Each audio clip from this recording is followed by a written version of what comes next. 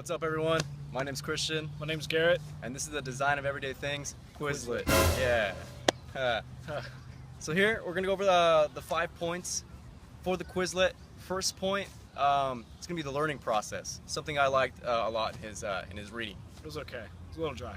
Okay, anyway, basically you want to allow room for error, especially for your students. Let's say they're not getting something exactly right. It's okay for them to make a mistake and learn from it. It's very healthy for them. We all make mistakes. We're all human. Even teachers make mistakes. Especially teachers.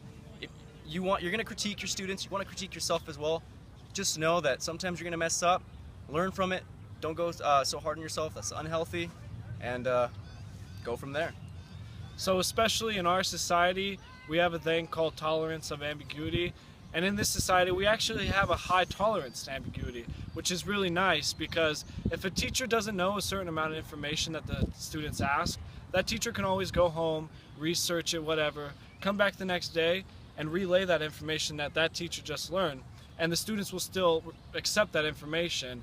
And so the teachers can make mistakes and correct them. So that also teaches the students, well, I'm kind of like a teacher. Teacher's above me, but I can make mistakes too. So it kind of works 2 different ways. We can accept it, and we can also be that person who makes mistakes, and it's okay. Hey Jimmy, I was thinking about your question last night. And I went online, I looked it up, look what I found. Let's look at this together and learn together. Thanks, Mr. Macias. You're the best. Point number 2. As a teacher of California, this is going to be imperative for you to know the California Common Core standards. Basically, if your lesson plan isn't going as you want it to go, you can always fall back to the standards to kind of refresh your memory, take a step back, and come back in. You can even reiterate standards that you've already taught the students. You feel like you've hit a plateau with the students some, go back to the writing standards that you were teaching. Have them make another writing assignment, another research paper, and that will help you get the gears going in their brain as well as yours, and you can come up with new ideas and all that. And it'd just be a nice time to refresh, take it easy for a minute, but still have them learning and refreshing what they've already learned. Remember that while the Common Core State standards are a nice tool to use, you want to use it more as a stepping stone rather than just a map or a roadmap to education. Hey, have you gotten used to our routine yet? Let me tell you why it's a good and a bad thing. So while the book argues for routine and memorization, and while that is good to get these kids into habits, such as coming into class, looking at the prompt on the board and responding in their journals to whatever it is you want to talk about for that day, per your lesson, sometimes it's good to break away from that.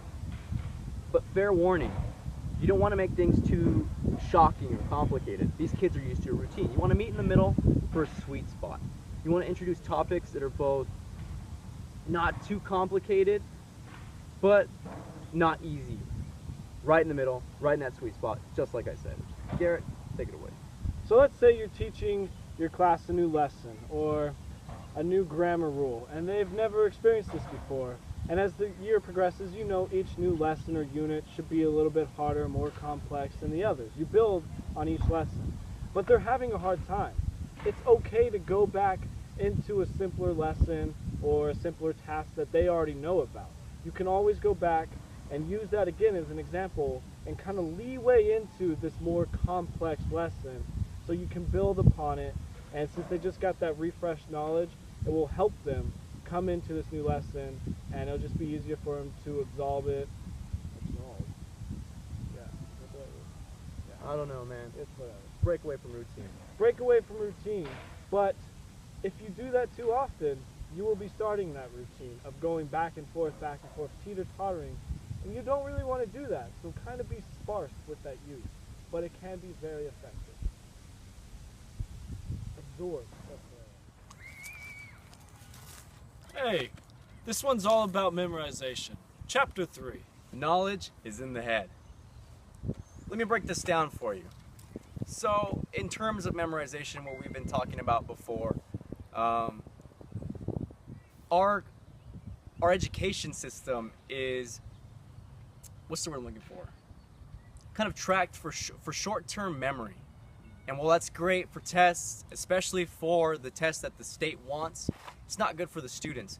We want to find that middle ground where concepts will get into the long-term memory, for these kids to understand concepts holistically, so that they can come into your class and not just regurgitate what you've said the day before, not just drill and skill, but basically concepts as a whole and knowledge as a whole. Just like Cristian said, our system is mainly pound the information into the student's head so they can pass the test and then don't worry about that information anymore and they forget it. But you want to teach them not to memorize, but to understand and to comprehend. So the way you should teach, as much as it sucks where you are kind of required to worry about just test taking and getting that score so you can keep your job and you don't lose funding, you want to have that passion for the student to where you want them to understand what you're teaching them. You want them to comprehend. You don't want them just to memorize and forget.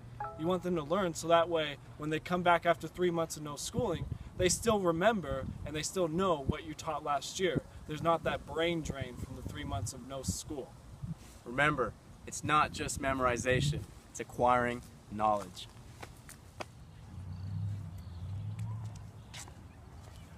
In terms of writing, so let's apply this to writing, because after all, this is an English class. You are going to have English students, and they are going to have to write papers. And let's face it, sometimes students don't write the best papers, so don't show them this video.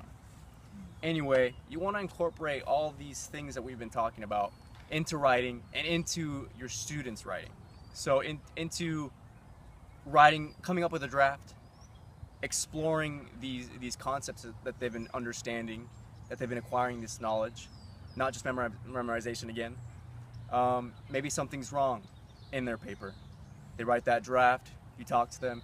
I really like how you did this. Maybe you can improve on X, Y, and Z to emphasize A, B, and C. One example would be clarity.